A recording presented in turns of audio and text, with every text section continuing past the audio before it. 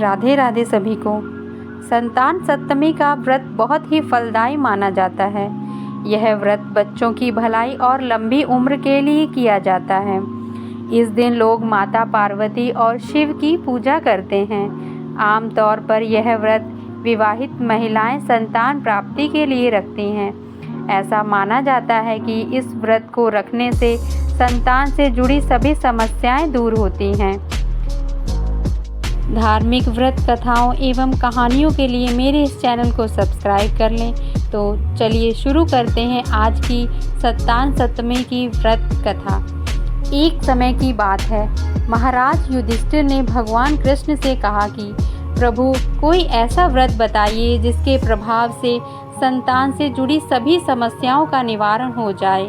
यह सुनकर मुरलीधर ने कहा, मैं तुमको एक पौराणिक कथा को सुनाता हूँ, तुम ध्यान पूर्वक सुनो।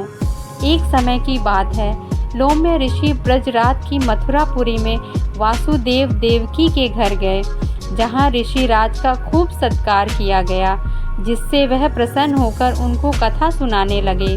कथा के कहते लोमश्य ने कहा कि हे देवकी, दुष्ट दुराचारी पापी कंस ने तुम्हारे कई पुत्र मार डाले हैं, जिसके कारण तुम्हारा मन अत्यंत दुखी।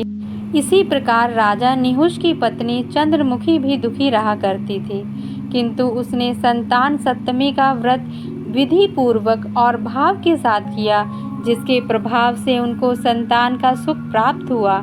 यह सुनकर देवकी ने हाथ जोड़कर मुनि से कहा, हे ऋषिराज, कृपा करके रानी चंद्रमुखी का संपूर्ण वृतांत तथा इस व्रत का विस्तार सहित मुझे बताइए, जिससे मैं भी इस दुख से छुटकारा पाऊं।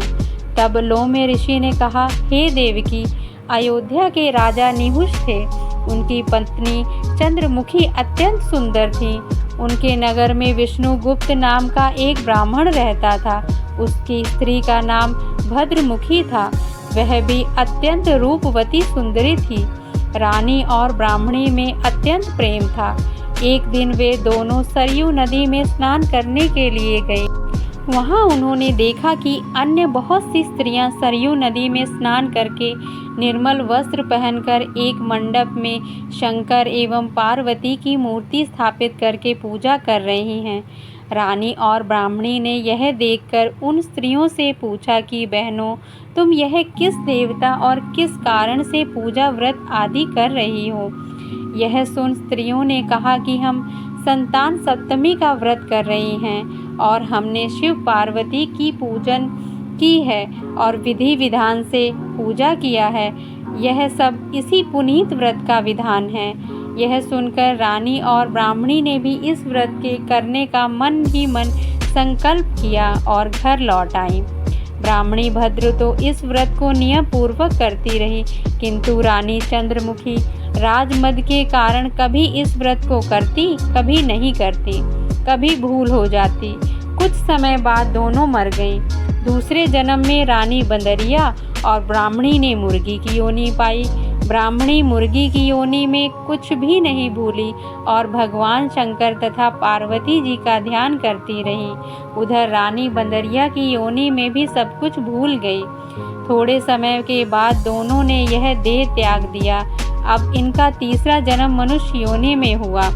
उस ब्राह्मणी ने एक ब्राह्मणी के यहाँ कन्या के रूप में जन्म लिया। उस ब्राह्मण कन्या का नाम भूषण देवी रखा गया तथा विवाह गोकुल निवासी अग्निशील ब्राह्मण से कर दिया। भूषण देवी इतनी सुंदर थी कि वह आभूषण रहित होते हुए भी अत्यंत सुंदर लगती थी। कामदेव की पत्नी रति भी उनके सन्मुख लज्जाती थी। भूषण देवी के अत्यंत सुंदर सर्वगुण संपन्न चंद्रमा के समान धर्मवीर कर्मनिष्ठ सुशील स्वभाव वाले 8 पुत्र उत्पन्न हुए। यह सब भोलेनाथ के व्रत का ही फल था। दूसरी ओर शिव विमुखी रानी के गर्भ से कोई भी पुत्र पैदा नहीं हुआ। वह निसंतान दुखी रहने लगी। रानी और ब्राह्मणी में जो प्रीत पहले जन्म में थी वह अब भी बनी रही। रानी जब वृद्ध अवस्था को प्राप्त होने लगी तब उसके गूंगा, बहरा तथा बुद्धिहीन अल्प आयु वाला पुत्र हुआ। वह 9 वर्ष की आयु में इस क्षणभंगुर संसार को छोड़कर चला गया। अब तो रानी पुत्र शोक में अत्यंत दुखी हो व्याकुल रहने लगी। दैव योग से भूषण देवी ब्राह्मणी रानी के यहाँ अपने पुत्रों को लेकर पहुँची। रानी का हाल सुनकर उसे भी बहुत दुख हुआ, किंतु इसमें किसी का क्या वश। कर्म और प्रारब्ध के लिखे को स्वयं ब्रह्मा भी नहीं मिटा सकते। रानी कर्म से युक्त भी थी, इसी कारण उसे दुख भोगना पड़ा। इधर रानी पंडितानी के इस वैभव और 8 पुत्रों को देखकर उससे मन में ईर्ष्या करने लगी तथा उसके मन में पाप उत्पन्न हुआ। उस ब्रह्माणी ने रानी का संताप दूर करने के लिए अपने 8 पुत्रों को रानी के पास छोड़ दिया। रानी ने पाप के वशीभूत होकर उन ब्रह्माणी के पुत्रों की हत्या करने के विचार से लड्डू में विष मिलाकर उनको खिला दिया, लेकिन शिव जी की कृपा से एक भी बालक की मृत्यु न हुई। यह देखकर तो रानी अत्यंत ही आश्चर्यचकित हो गई और इस रहस्य को पता लगाने की मन में ठान ली। भगवान की पूजा से निवृत्त होकर जब भूषण देवी आई तो रानी ने उससे कहा कि मैंने तो तेरे पुत्रों को मारने के लिए इनको जहर मिलाकर लड्डू खिला दिया था, किंतु इनमें से एक भी नहीं मरा। तूने कौन सा दान पुण्य व्रत किया है जिसके कारण तेरे यह पुत्र नहीं मरे और तू नित्य नए सुख भोग रही है? तेरा बड़ा सौभाग्य है। इनका भेद तू मुझसे निष्कपट होकर समझा। मैं तेरी बड़ी ऋणी रहूंगी।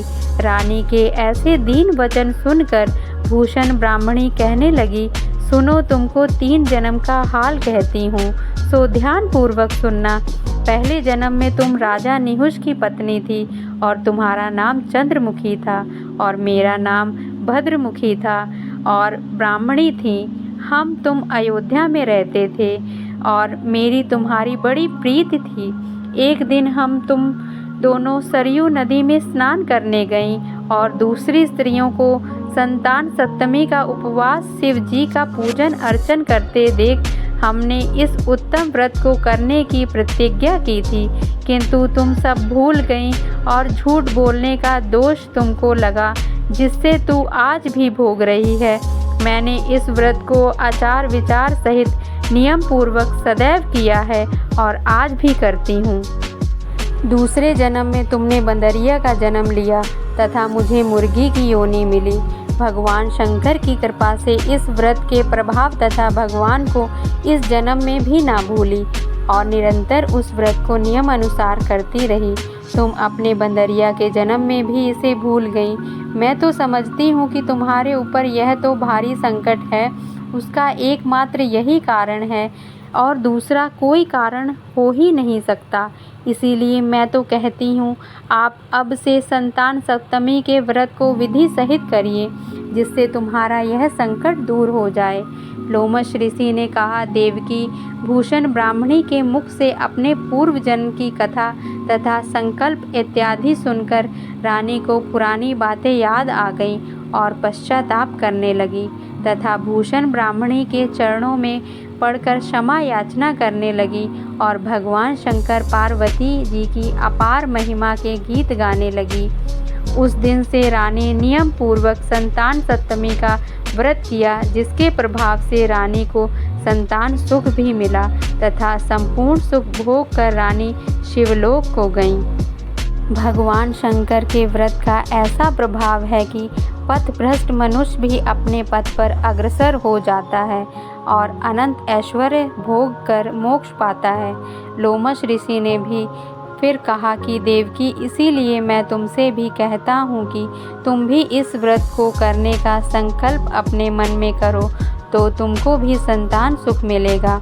इतनी कथा सुनकर देवकी हाथ जोड़कर लोमश ऋषि से कहने लगी, हे ऋषिराज, मैं इस पुनीत उपवास को अवश्य करूँगी, किंतु आप इस कल्याणकारी एवं संतान सुख देने वाले उपवास का विधान, नियम, विधि आदि विस्तार से मुझे समझाइए।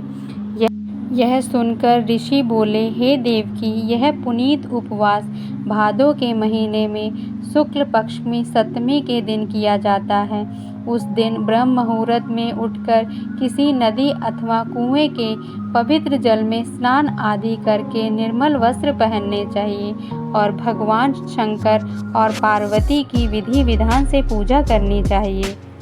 इस व्रत को नियम पूर्वक करने से समस्त पाप नष्ट होते हैं और भाग्यशाली संतान उत्पन्न होती है तथा अंत में शिवलोक की प्राप्ति होती है।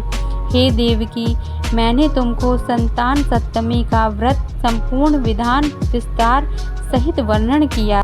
भगवान शिव, माता पार्वती आप सभी की मनोकामना पूर्ण करें, हम सबकी संतानों को लंबी आयु दें। राधे।